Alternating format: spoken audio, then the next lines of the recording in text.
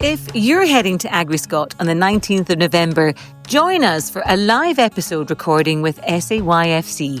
Starting at 9 a.m. in Seminar Room 2, I'll be joined by Katrina Gemmell and Jack Young to record an episode on what young farmers has meant for their well-being, how Katrina filled that void when it was time to move on, and maybe a few tales from those legendary young farmers' dances. Pop along to be part of the Blether. That's AgriScot, 9 a.m, Seminar Room 2. Now, on with the show.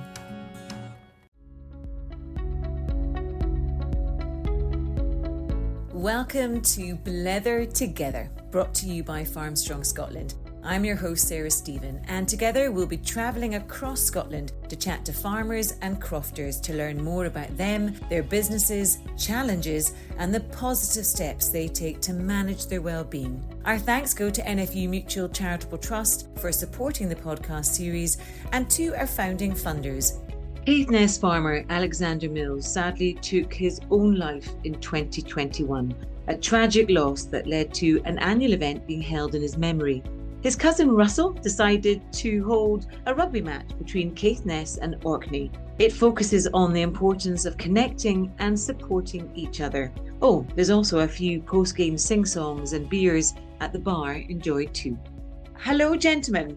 Hello. I was about to say good evening, but we're not supposed to do any time references because this is supposed to be any time, any place. But it is good evening at the end of a very long day for you both, Glen and Russell. It is.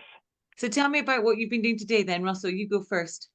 I work in the corporate world. I've essentially got a 9 to 5 that is never 9 to 5. Yeah, it's just one of those stressful little jobs that keeps you going. So, yeah, that's what I do. You don't look very stressed. You look pretty horizontal, actually. I make a great effort to make sure the time off is used well. Glen, what about you? What's your day look like? I work in the oil industry. I'm corporate side as well.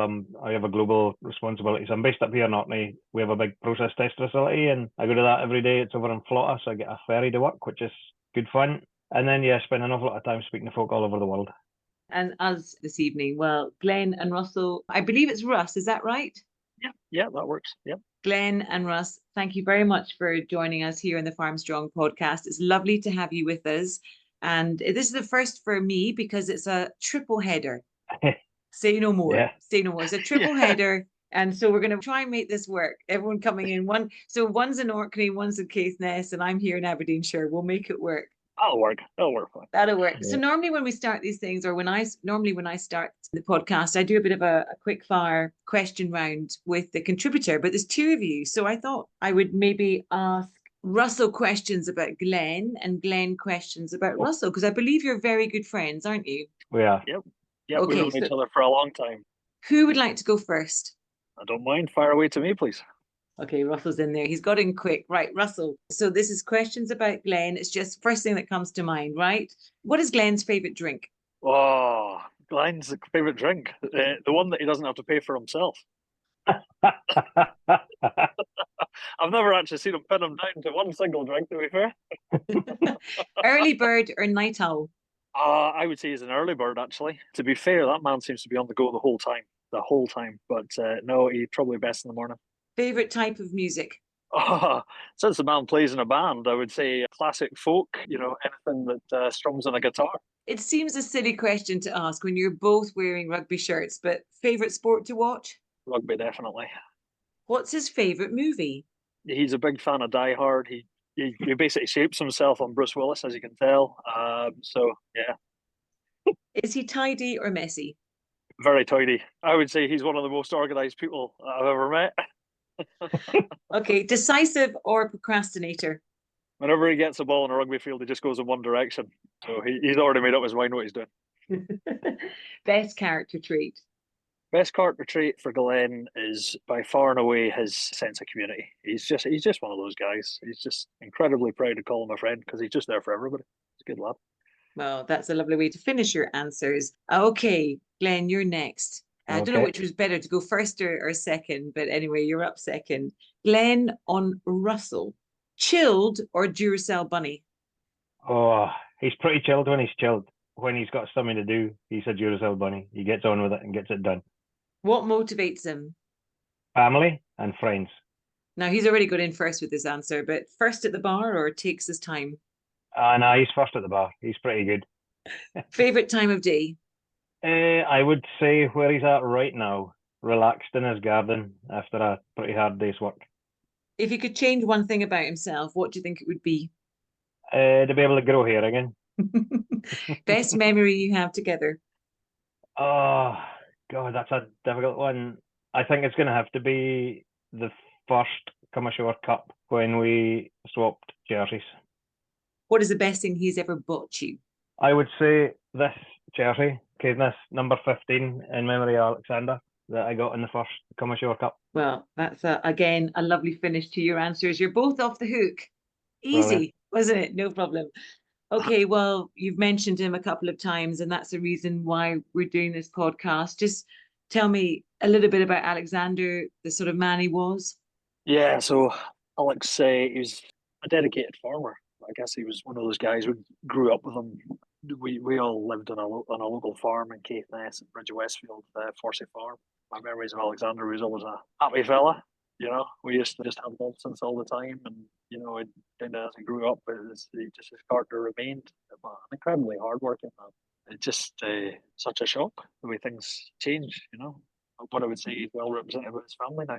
Probably have a closer connection with them than I ever had before. That's probably a testament to how things have come about from this. But yeah, for Alexander, it's just an unexpected thing. I'd never seen it coming.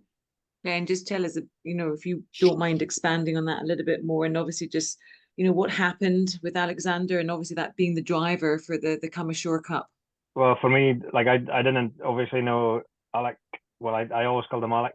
I didn't know him until I started playing rugby against him, and he was a fearsome guy to play rugby against. He was a big lad, very quick and very hard. Yeah, very strong player, but brilliant off the pitch as well. We always had a right laugh, and he was just full of fun and full of cheekiness, the same as what Russell is, as you can find out the conversation so far. But just a genuine kind of fella, and I'll never forget the day that Russ told me what had happened, and I've known Norma Widow as long as I've known him. In fact, probably maybe even a little bit longer, because we're mutual friends before I was really playing senior rugby. So yeah, it's devastating news to get that, and when it's so unexpected as well, and nobody could ever anticipate what was happening. When Russ asked if I would be interested in helping set up this game in his memory, I didn't even have to think about it. It was pretty straightforward, and it's been a privilege.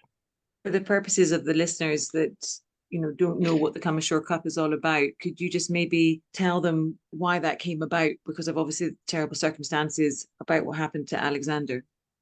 And that unfortunate day back in 21, it came about when, if I'm honest, I was probably frightened for other members of my family. It was not something I ever expected, and I got the phone call.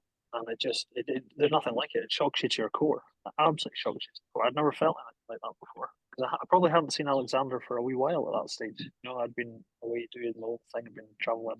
I just hadn't seen him. And then to have that call come through, I don't know, you react at such a basic level. It was unbelievable. So as the months went on from that day, I just remember thinking we have to find a way to do something. And it was just I don't know, it was just such a strange period of time. We had lockdown, we had the experience that we had, there's this overwhelming feeling that this cannot be the way the world is, and we have to find a way to do something about it. And a recognition that it's not just you and I, and there's so many people that are feeling differently about things right now, and we have to find a way to do something about it.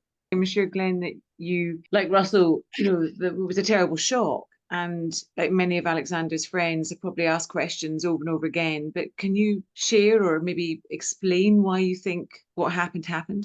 Oh, it's something that's really difficult to pinpoint, to be honest. Farming's a very lonely profession, and certainly in lots of farms you've just got one person that is there on their own most of the time doing all the work, and you're just in your head the whole time. And it's very stressful as well, because your margins are so fine in farming. It's very difficult to make money unless you're on a massive scale. So he would have been carrying all the stresses and strains of the family and the farm and everything. That's all you can think about. It's that it can only be something like that. You can't really second guess it. But during that period, it was very intense. anything that was like playing on your mind was super intense. I'd had my own challenges during that period, people on furlough, and then like global management decided that we needed to cut numbers. So I ended up having to let people go, and that was the worst thing I'd ever had to do in my career. And then just that reflection, that self-reflection while you're sitting in a funny bubble, kind of a bit strange bubble that you were in that period, that just makes you second guess things, and things started coming up, and I didn't realize that I was feeling down for a wee while. And luckily me and my wife are very open and speak, so it was, I managed to get through that pretty easily with a lot of support. It wasn't long lasting, so it's very difficult to understand exactly what and why. All we know is that it happened. Russ, for you, it's probably difficult to explain. I appreciate that, being a very close friend of his as well. What sort of impact has that had on you since then, and your sort of approach to life? Yeah, it just makes me want to make the most of every moment. It really does. And I think that's kind of fed into this feeling that, I really enjoy the rugby. So I just got back on the paddock and started playing again at the ripe old age of 40, 45. Just kept on doing what I love the most. If I'm honest, I couldn't help but just try and tell other people it was okay to do that, Just because we're old doesn't mean that we can't do the things that we enjoy the most. I'd probably travel a little bit more. I'd probably, just spend time with friends a lot more, and certainly spend as much time as possible with family. My brother Will, he actually operates the farm and keeps there. I try and touch base with him as much as possible, because it's so easy for him to just get caught up in that world of day-to-day work and, straight to bed and then back up in the morning and repeat. Yeah, that's how it's changed me. I mean, Glen, the purpose of this podcast is for people to share, and it's a privilege when people do share, and, those listening might be feeling the same way. There's lots of ups and downs in the industry. What sort of impact has it had on you? And again, a bit like Russ, have you changed, your approaches to life? Has it made a difference to you? Oh, absolutely. Well, as soon as we got out of lockdown, I did the mental health first aider course at work. I got the opportunity to do that, which was a massive eye opener. And I've put into practice what I've learned several times with a number of different people that have been really, really struggling. And I've just been lucky enough to be close enough to them to see it and to be able to help. And it just makes you a bit more aware of what's happening around you, but also yourself. And it's okay to, it is the cliche, it's okay to not be okay, but it's a really important cliche, because it's true.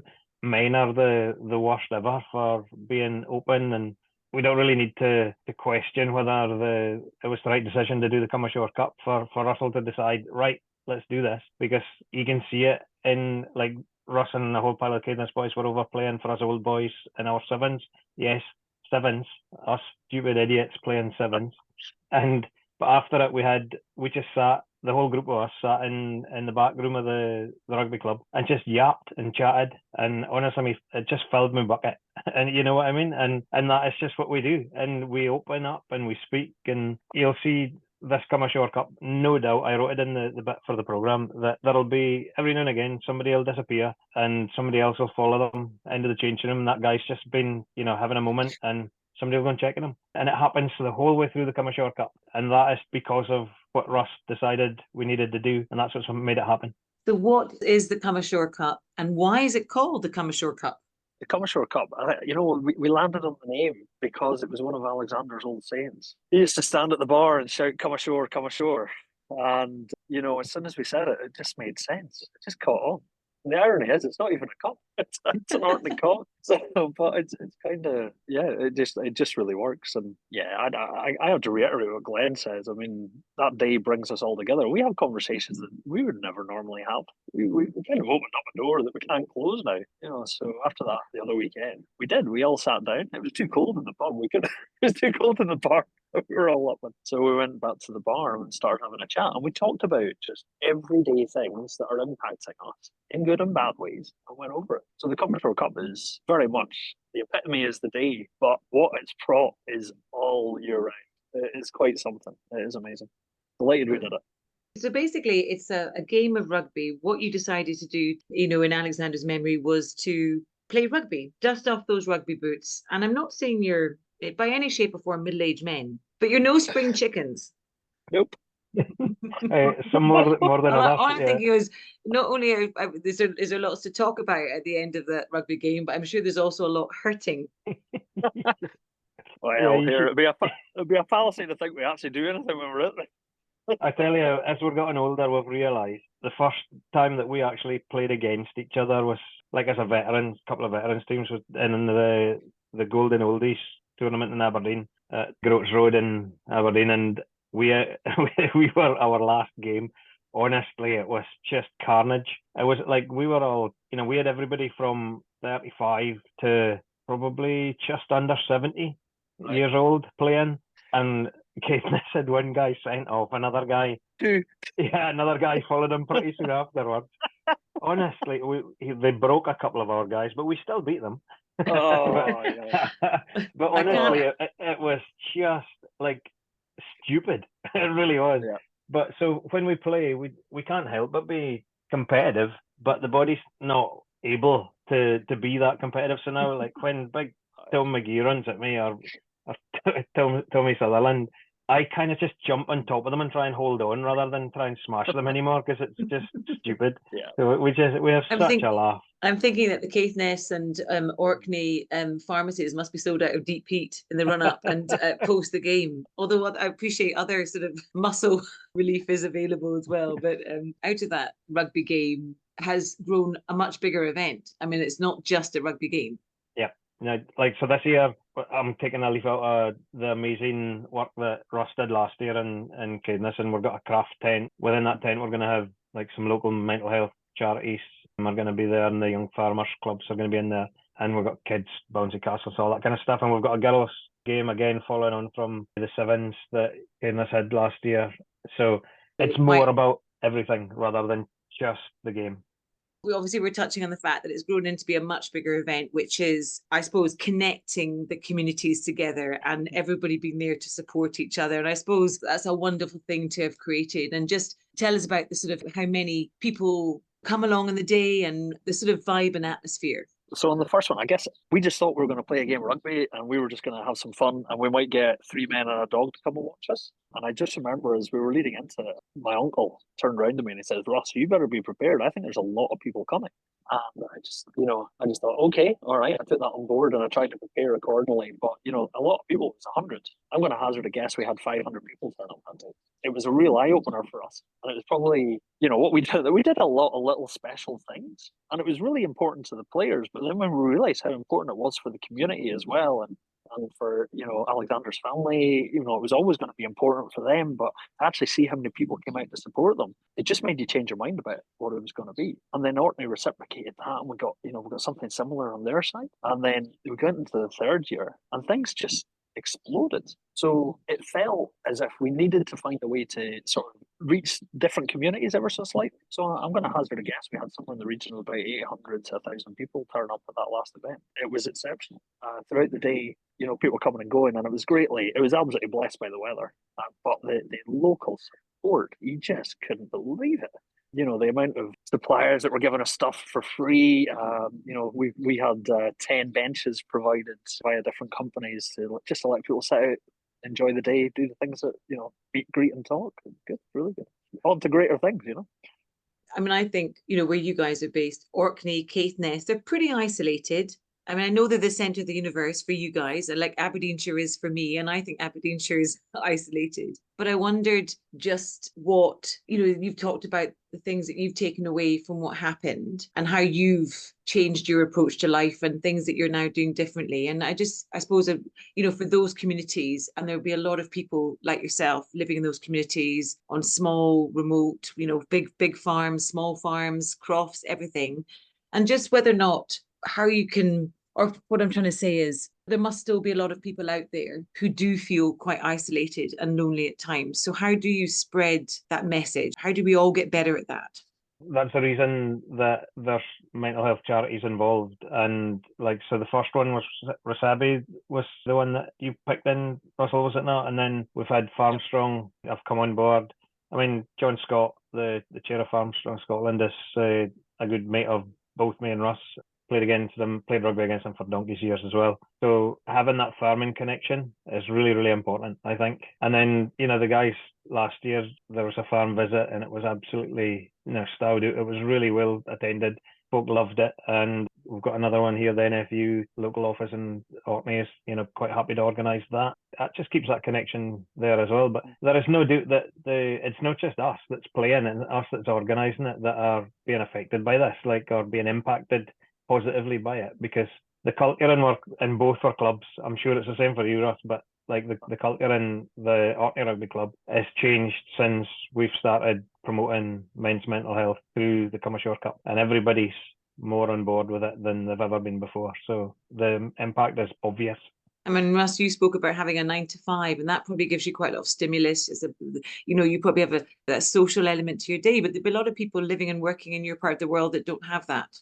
I see it with my brother. I really see it. It kind of hammers home. And, I think I met up with him on Saturday at a barbecue, and, he admitted himself it'd probably been the first time he'd been off the farm in 2 months. So it's not lost on me that there's plenty of folk out there. So it's the reason the Come Ashore Cup is held in the early part of June. It's that period when the farmers actually have the access to come and, they have the availability to come. And it's the reason we've engaged the young farmers, because we recognise that they will actually be the ones that will probably learn the lessons, in the best way, and be able to notice it in their own people. Every little thing is done purposely just to broaden it into another sector that actually supports it. And if we get one more person to come along, brilliant. But the main thing is for farmers to actually spread the message. If they say, hey, that was a great day, really enjoyed it, and we've got one more coming along, and hopefully we can help one more. Yeah, they find it hard to talk about it though, don't they, farmers? If we Very supply much so. beer, they do okay. Sounds like farmers and rugby players have got a lot in common. Well, actually, I wrote that down when I was looking, just kind of reading up on what we're about to do with this podcast. And it's pretty clear that the connection between rugby and farming, a very close one, because the values that are in the rugby family are very connected to the values that farmers work to as well, helping each other, and just looking after each other, as well as having fun and enjoying a beer and stuff as well, the social aspect of it too. I'm wondering, just before the windows start steaming up and the room starts swaying, what sort of conversations take place at the after-match party? What do people talk about? I'll start, because the first one, it was a very emotional event for us all. A lot of raw emotions that we hadn't really tackled in the past, and thankfully Russ had the foresight to have a couple of bars available instead of just the one. I was standing with Anson, who was Alex's best man, I think. We were standing chatting in the corner of the one bar, and in the other corner was Russ's brother and some pals, and they were 1 minute they were laughing away, and Anson was, we were having quite a deep conversation, and then we turned around and Anson pointed at them and they were in tears and they were all hugging, and then Anson just burst out laughing and said, what's going on here? We're going from laughing to crying to laughing to crying, and it was little groups of folk all over the place putting their arm around each other and making sure everybody was okay. So we were just speaking about Alec and what he was like and some of the stories. So yeah, I'm not going to repeat them, of after game stuff and just the nonsense that you get up to as a rugby player, and then you get into the bit of emotional conversations, and so everybody's feeling a little bit emotional, and then everybody's just looking after each other, and then at the same time having a massive laugh and a beer, and so it's great. That's what it's all about. That's what's up. And then that's obviously we spoke about that being the first year. Russ, have conversations changed in that time? I think they're just more open. I think it's everybody just feels safer having a chat. And I think it was the other weekend was just a great example. And we covered topics that we would never have thought would be something you would want to share in an open changing room with all these guys, But every single one of them just sat, took it on board, basically shared, their support, and moved on. So I cannot say it's anything but good that's come from it, really. Bizarrely, but yeah. Yeah. Penultimate question to you both. Glen, you're first. What's the one thing you do every day that makes you feel better? Oh, I never thought about that. Be open. Ask people how they are and be happy to tell others how I'm feeling. At work, I try to be very open with everybody and just make sure that they're okay. And not in a way that you're kind of chasing them around saying, Are you okay? Not like that, but just being open and available. I think your friends, your colleagues, your family, I think that's what I try and do. Russ, is there one thing you do for your well-being every day? Yeah, I think I try and be far more aware of how I'm feeling as well, and because of that, I probably keep one eye out for how I see other people reacting. I probably look at anger and joy differently now.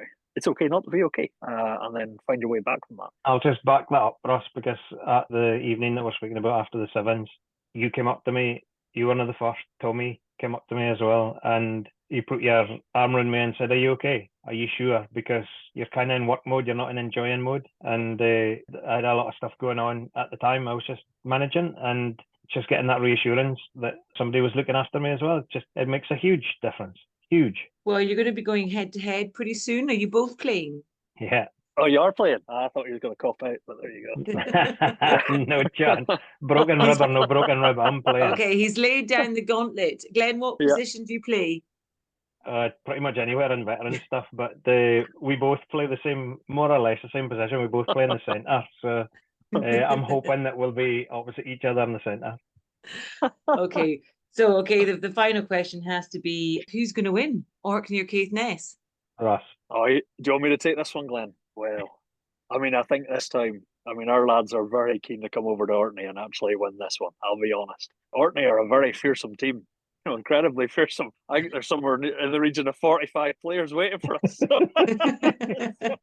Everybody's going to get 2 minutes on the pitch each. Exactly.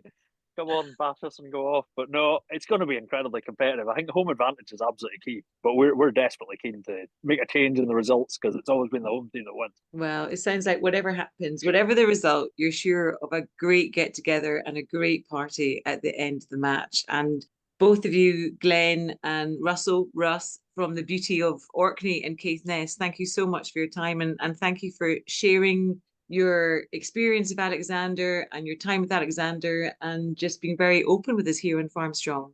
Yeah, well, it's a pleasure.